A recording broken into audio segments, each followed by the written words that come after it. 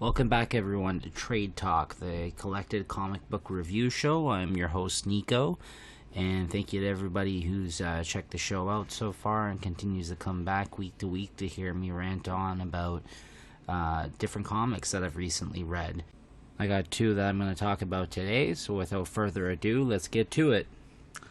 First up, we got This Offbeat Town by writer-artist Jake Smith. And this is published by Devil's Due Comics. And I wanted to bring this one up, quite frankly, because I got put onto it myself. Now, this is a new up-and-coming cartoonist, and I guess I think I had heard it on another comics podcast. I had heard one of the artists mention this guy's work. I guess he had picked up some of the independently published issues that he had brought out at the con, and mentioned how good of an artist he was at that point in time, so early in his career. And then I started following him on Instagram, and once again the artist's name is Jake Smith, and maybe I can put his information in the show notes here for you guys, so if you did want to check out his art, you can do that. And I just started following him, and then I saw that he had announced that a collected edition version of his comics, this comic in particular called This Offbeat Town, was going to be released. So I had ordered this just based off that and kind of what I had seen of his artwork that he had posted, and I really like his stuff. I mean, I will say this, I felt that this book, you could tell that he is a new writer. Not that it was written bad or anything, there just wasn't a lot of meat to chew on in this particular story, and that's okay, because a lot of the story was just told through the magnificent art, the really fun, cartoony art style that he has. And I just felt that as a story in itself, there wasn't a lot to really take away from the experience. Essentially, this is about a mercenary who has a hit that's put out on him. I guess he becomes the person with the biggest hit on his head in town. And he has to kind of find a way to maneuver, in his own city, with people coming after his head as a result of this. And the mercenary is the hitman is a chimpanzee. So you basically get the book starts out with him at his favorite sushi joint, and then this woman breaks in and shoves a huge gun in his face and mentioned that they used to kind of be an item, and now he better come with her because there's a big hit on him, and if she doesn't come with him, they're gonna track him down and kill him, these two other guys. And then when he found out that the bounty is out on him and these guys are coming after him, he was like, shit, this is a big deal. I don't want those dudes coming after me, and I got my work cut out for me here. So it's basically just him on the run after that, and it kind of goes from there. I'm trying to describe the art style. I don't know. It's not super detailed. It is very cartoony looking, like a James Stokoe, and because there's definitely some manga influences, I would say, and I feel that James Stokoe's cartooning character work, that definitely comes out in that, and I would say that this is similar. But yeah, but James Stokoe's very, very detailed. This is less detailed than that. But yeah, I mean, it's pretty clean lined as well. And I believe he also did the colors on this, I want to say. Let me just double check that. Yeah, and I guess this was also crowdfunded. I guess he also did Kickstarter or something like that. I guess was made when he was trying to back this project. I guess to put out these issues, and then now I guess he sold the rights to be able to publish this through this Devil's Due Comics. So yeah, this was a lot of fun though. I don't feel I'm doing it too much justice describing it at this point, the art or the book itself. But I want the main takeaway from this is to check this guy's art out if you like it, if you're a fan of fun kind of stories, and action packed kind of adventure stories about a hitman who happens to be a monkey, a chimpanzee. Then definitely check this out. It was a lot of fun. I really enjoyed this, and I think this guy, I'm gonna check out anything else he ends up coming out with in the future, because I think this guy's an up and coming dude that you need to pay attention to. So yeah, it's just to give you a quick little description of the story, kind of to do a little bit more justice than I did. I'll just read the back of it here to you. It says, "Welcome to Nero, a dystopian city full of humanoids, aliens, robots, and a genetically engineered chimpanzee named Felix, who happens to be a hitman. Unfortunately for Felix, he finds out the latest and biggest bounty in Nero is the one calling for his head. What is a chimp to do when a former pissed-off client seeks revenge? Follow this wanted chimp on the lam as he pisses off said client once again, and must outwit his fellow mercenaries to stay alive in this offbeat town." So yeah, there you go. I don't think I did too bad of a job, actually, describing this based off that. But yeah, check this guy's his art out. New up-and-coming dude. These are the type of books you need to go out and support. This is the type of stuff you need to kind of buy when it comes out, so this guy kind of gains a name for himself and can kind of continue to put out bigger and bigger projects and get to do the cool, interesting work that he really wants to. So, like, a lot of people are independently publishing their comics nowadays, and this is just another example of that. And a lot of the time, this is where a lot of the best work is being done, prior to actually making it to a big two, if that's even what this artist aspires to doing, right? So, yeah, to be honest, I don't really know too much about him other than that. I would love to meet him at a show or something in the future if he were to come. Okay, and then lastly, we got Blame Master Edition Volume 1 by Vertical Comics.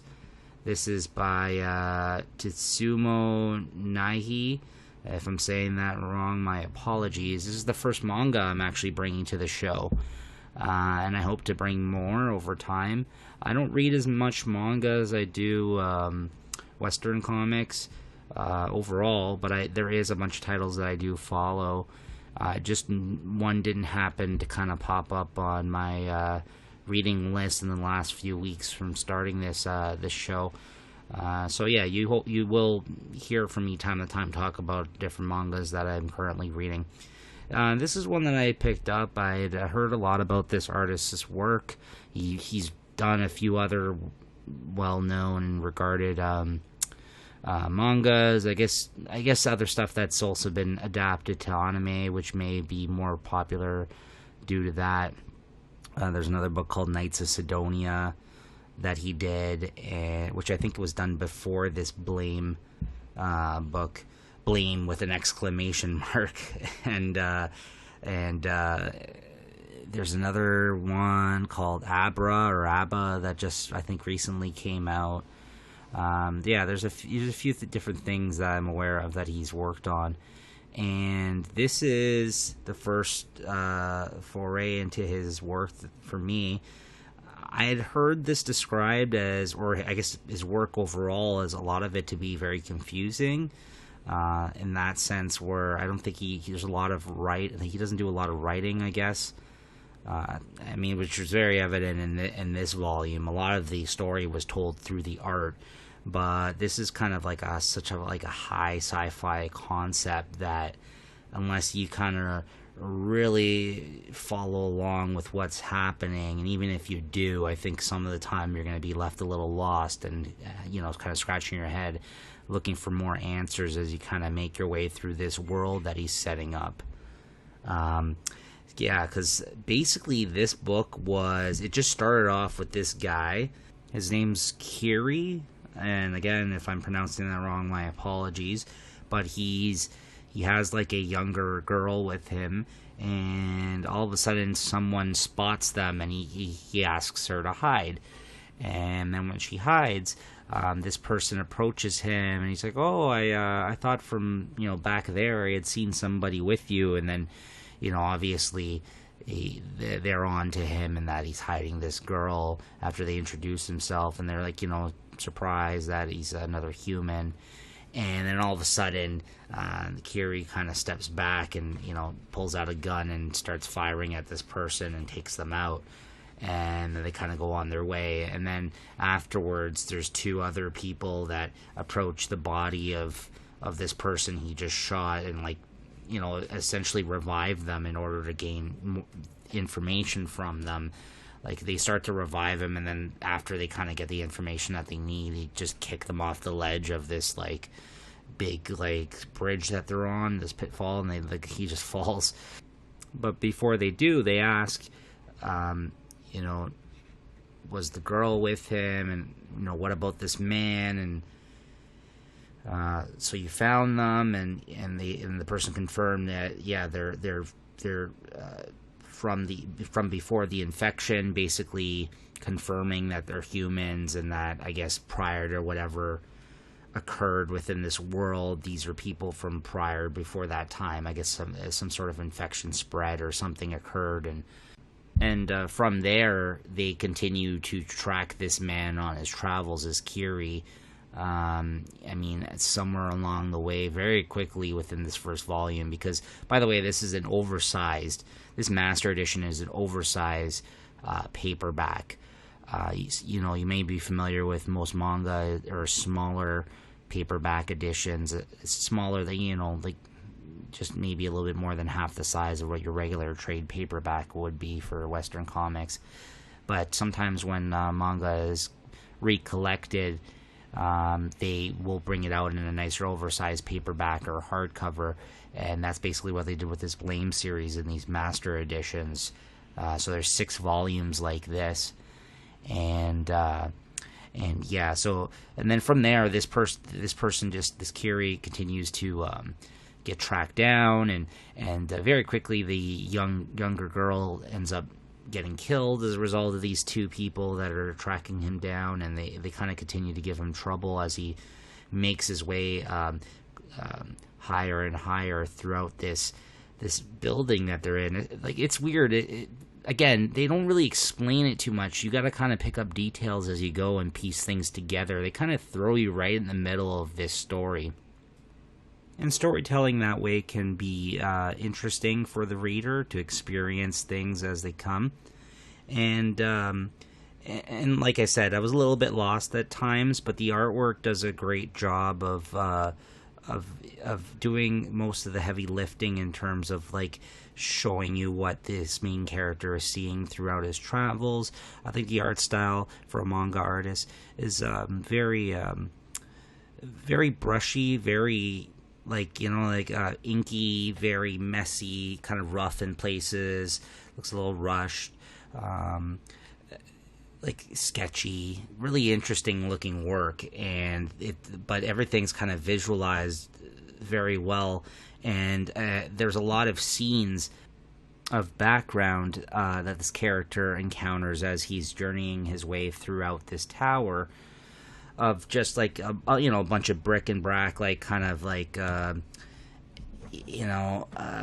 destroyed platforms, or old technology, and wires, and old machines hanging off of the rafters, and pipes, and again big power wires scaling the walls, and it's this big tower that he's climbing level to level as he's making his way through and trying to survive, and kind of encountering kind of survivors of this outbreak, I guess, of this infection that they're referring to, or some sort of apocalyptic type scenario that occurred to these people, and they all live almost in this industrial kind of tower, and there's all these levels, and it's referred to as he's making his way throughout this tower. Like he had mentioned, he came from so many levels down below, to somebody that he encounters on his travels, and they're like,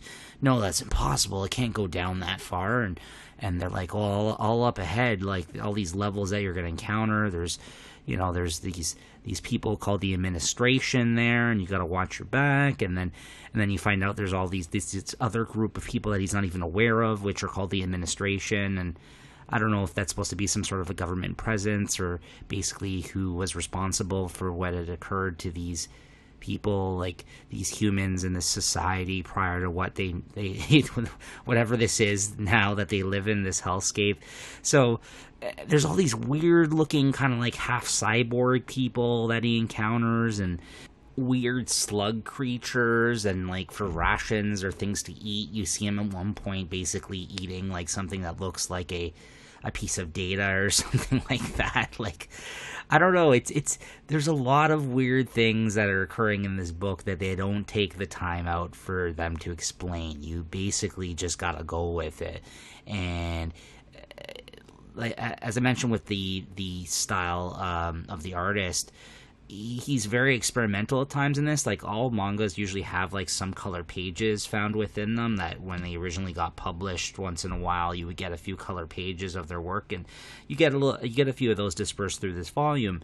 But then also on some of the scenes, like even the chapter breaks, sometimes like they'll actually show like some of the surroundings in this building, and as it ease you back into the story and each chapter.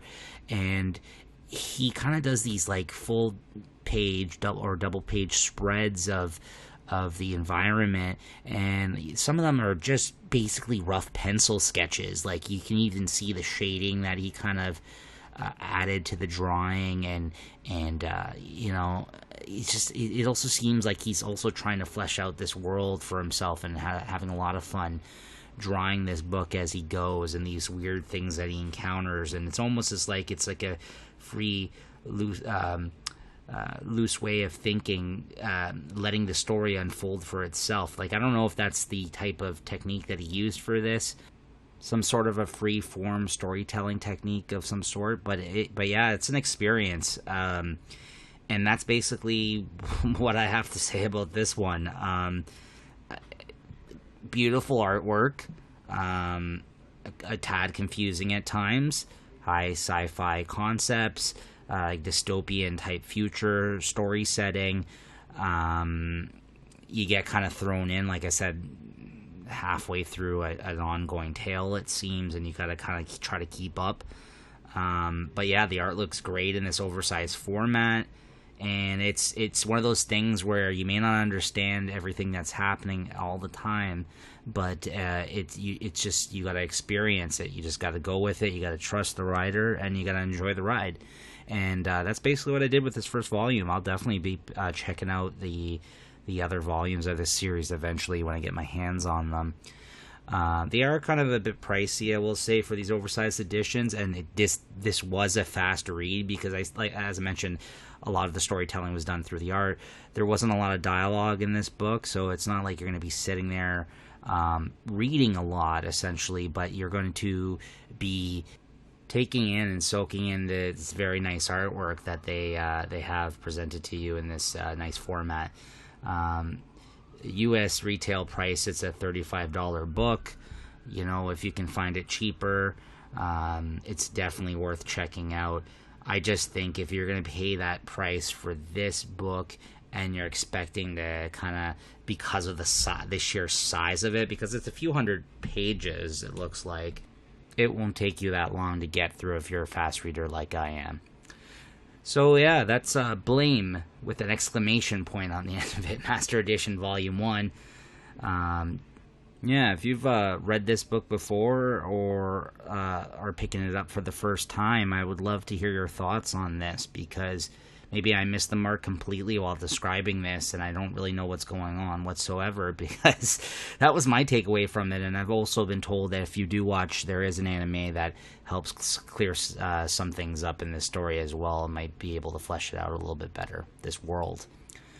Okay, thanks for listening, everyone. Once again, check out the Late Night Chat Network on SoundCloud, where I host this show We're going to continue to post this every Friday as long as I can keep up and keep reading new material week to week. I also co-host another comics-related podcast with my girlfriend Christine called Weekly Wine Comic Time, and on that show we discuss the single-issue comics, the new ones that come out week to week, a select few that we choose each week that we have actually read that we do end up discussing and actually give ratings on.